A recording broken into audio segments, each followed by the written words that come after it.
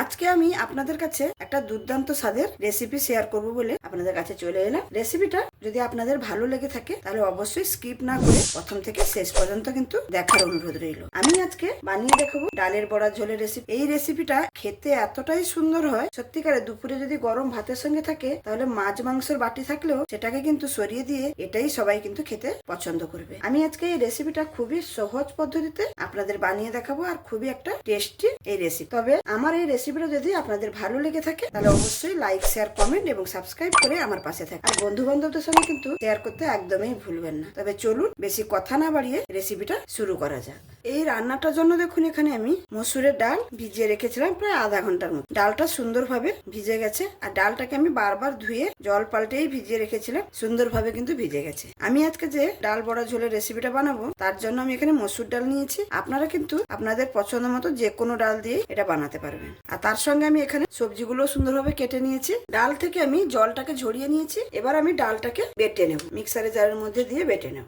সমস্ত ডালটা এখানে আমি দিয়ে দিয়েছি। এখানে কিন্তু আমি কোনো জল ব্যবহার করিনি। ডালটা আমার সুন্দরভাবে ভিজে গেছে। এখানে জল ব্যবহার করলে কিন্তু এটা পাতলা হয়ে যাবে, সেই জন্য আমি জল না ব্যবহার করে এটাকে একদম সুন্দরভাবে পেস্ট করে নেব। দেখুন একদম সুন্দরভাবে পেস্ট করে নিয়েছি, আর জল ছাড়াই পেস্ট করেছি। দেখুন এটা কিন্তু জল দিয়ে দিলে একদম ডালটা পাতলা হয়ে যেত। এবার আমি এই ডাল বাটাটাকে একটা বাটির মধ্যে নিয়ে নেব।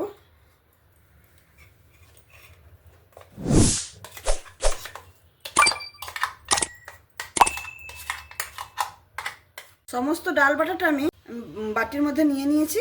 এবার আমি এখানে দিয়ে দেব কিছু মশলা। প্রথমে আমি একটু কালো জিরে দিয়ে দিলাম। এই কালো জিরেটা দিলে এই বড়ার স্বাদটা কিন্তু খুবই ভালো আসবে। তার সঙ্গে দিয়ে দেব স্বাদ মতো লবণ, সামান্য একটু হলুদ, পেঁয়াজ কুচি, আর এখানে দিয়ে দেব কাঁচা লঙ্কা কুচি।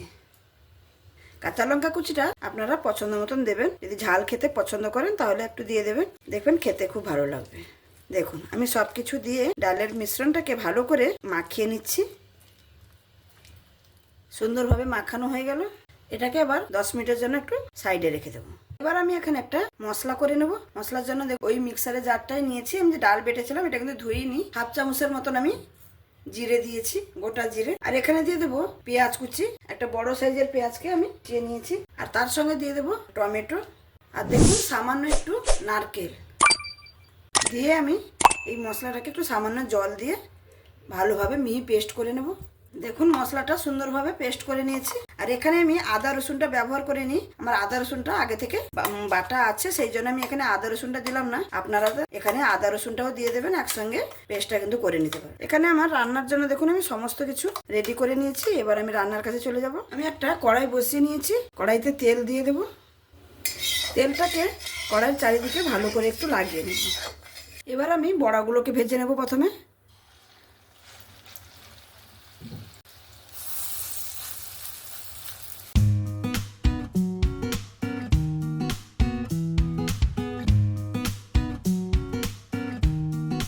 এবার আমি বড়াগুলোকে উল্টে নেব। এই বড়া ভাজতে কিন্তু মোটেও বেশি সময় লাগে না। দেখুন বড়াগুলোকে আমি উল্টে পাল্টে সুন্দরভাবে ভেজে নিয়েছি। এবার আমি বড়াগুলোকে তুলে নেব। বাদ বাকি বড়াগুলোকেও আমি সেম পদ্ধতিতে ভেজে নেব। আর এই বড়াটাকে কিন্তু একটু মোটা মোটা করে করতে হবে, যাতে ঝোলে পড়বে। ঝোলে পড়লে কিন্তু না যাতে ভেঙে যায়। এই বড়াটা আবার এমনি গরম ভাতের সঙ্গে খালি এমনি ভাজাও খেতে কিন্তু দুর্দান্ত স্বাদের লাগে। আমার এই রেসিপিটা যদি এই পর্যন্ত আপনাদের ভালো লেগে থাকে তাহলে অবশ্যই লাইক, শেয়ার, কমেন্ট এবং সাবস্ক্রাইব করে আমার পাশে থাকবেন, আর অনেক অনেক শেয়ারও করবেন। এই বড়াগুলোও আমার সুন্দরভাবে উল্টে পাল্টে আমি ভেজে নিয়েছি। আর এগুলোকেও আমি তুলে নেব। এখানে আমার সমস্ত বড়াগুলো ভাজা হয়ে গেল। এরপরে আবারও কড়াইতে আমি তেল দিয়ে দেব আলুগুলো ভেজে নেওয়ার জন্য। আলুর মধ্যে দিয়ে দেবো সামান্য একটু লবণ আর সামান্য একটু হলুদ। যে আলুগুলোকে সুন্দর লাল লাল করে একদম ভেজে নিই। আলুগুলোকেও দেখুন সুন্দরভাবে একদম ভেজে নিয়েছি। আমি এখানে নতুন আলু নিয়েছি। আমাদের এখানে কিন্তু অনেক দিন থেকেই নতুন আলু উঠে গেছে, আর নতুন আলু দিয়ে এই রেসিপিটা খেতে কিন্তু আরও ভালো লাগে। আলুটা সুন্দরভাবে ভেজে নিলাম, এবার তুলে নিচ্ছি। এখানে রান্নাটা করে নেওয়ার জন্য কড়াইতে সামান্য পরিমাণ একটু তেল আছে, আর একটু তেল দিয়ে দেবো পরিমাণ মতো। আমি এখানে সর্ষের তেলে রান্নাটা করছি, আপনারা চাইলে সাদা তেলেও করতে পারেন, কিন্তু রান্নাটা সর্ষের তেলে করলে আর একটু বেশি ভালো লাগে খেতে। তেলটা এখানে আমার সুন্দরভাবে গরম হয়ে গেছে। আমি এবারে সামান্য একটু জিরে দিয়ে দেবো একটা তেজপাতাকে এরকম ছিঁড়ে নিয়েছি, আর তার সঙ্গে দিয়ে দেবো গোটা গরম মশলা, লবঙ্গ, দারচিনি, এলাচ, আর দিয়ে দেবো দুটো কাঁচা লঙ্কা।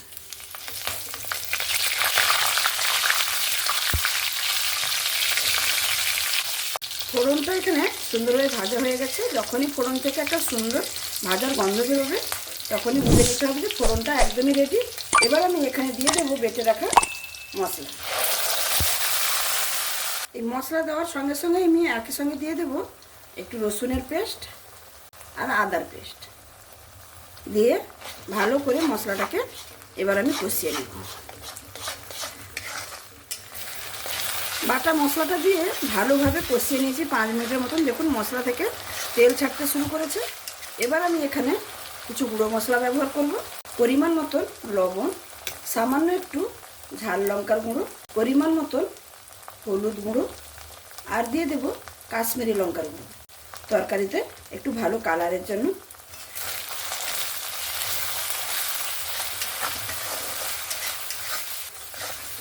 গুঁড়ো মশলাগুলো দিয়েও আবারও আমি 2 থেকে 3 মিনিট ভালো করে কষিয়ে নেব।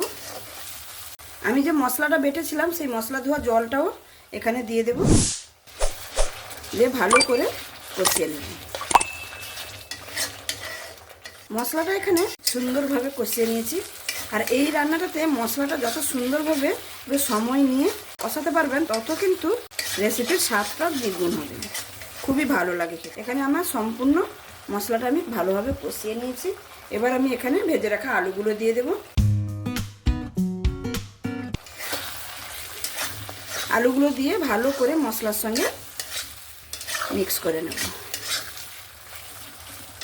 আলুটাকে মশলার সঙ্গে ভালো করে মিক্স করে নিয়েছি। এবার একটা ঢাকনা দিয়ে আমি 2 মিনিটের মতন ঢেকে দেবো, যাতে মশলাটা আলুর ভেতরে সুন্দরভাবে ঢুকে যেতে পারে। খাওয়ার সময় কিন্তু খুবই টেস্টি লাগে। 2 মিনিটের পরে আমি ঢাকনাটা খুলে নিচ্ছি। দেখুন কত সুন্দর সাইড দিয়ে তেল ছেড়ে দিয়েছে। মশলার সঙ্গে আলুটাও সুন্দরভাবে কষিয়ে নিয়েছে একদম। এবার আমি এখানে পরিমাণ মতন জল দিয়ে দেব। এই রান্নাটাতে একটু জলের পরিমাণটা বেশি ব্যবহার করতে হয়। যখন তরকারিতে ডাল বড়াটা যাবে কিন্তু জলটা কিন্তু অনেকটাই টেনে নেবে, সেই জন্য এই রান্নাতে একটু পরিমাণ বুঝে জল ব্যবহার করতে হয়। জলটা দিয়ে ভালো করে আলুগুলো মিক্স করে নিলাম নাড়াচাড়া করে। এই ঝোলটা ফুটে ওঠার অপেক্ষা করব। যতক্ষণ না ঝোলটা ফুটে উঠবে ততক্ষণ কিন্তু আমি ডালের বড়াগুলো এর মধ্যে দেব না। এখানে দেখুন তরকারির মধ্যে সুন্দরভাবে ফুট চলে এসছে। এবার আমি এখানে একটু লবণটা চেক করে নেব। আমি এখানে লবণটা চেক করলাম, আমার রেসিপিতে আর একটু লবণ লাগবে, তাই জন্য আমি এখানে দিয়ে দিচ্ছি। আপনারাও অবশ্যই একবার লবণটা চেক করে নেবেন।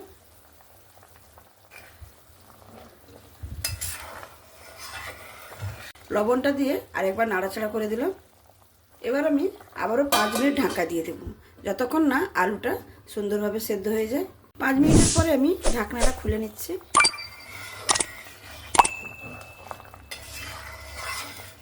ঢাকনাটা খুলে নিয়ে আরেকবার নাড়াচাড়া করে নিলাম। এবার আলুটা চেক করে নেব, আলুটা আমার কতটা সেদ্ধ হয়েছে। দেখুন আলু একদম কিন্তু সেদ্ধ হয়ে গেছে। এখানেই আমি ডালের বড়াগুলো দিয়ে দেব।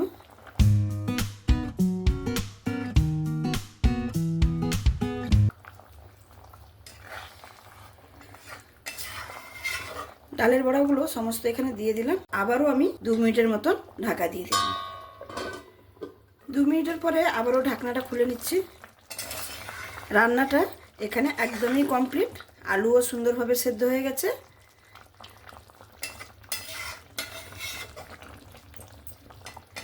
জুসটাও একদম পারফেক্ট আছে। এটা কিন্তু যত ঠান্ডা হবে একদমই জল টেনে নেবে।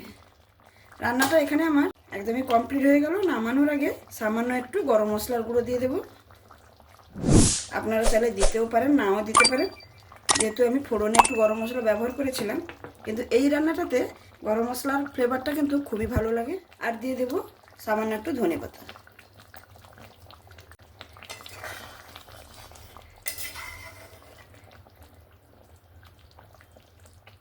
রান্নাটা একদমই কমপ্লিট। এবার আমি পরিবেশন করে দেখাচ্ছি।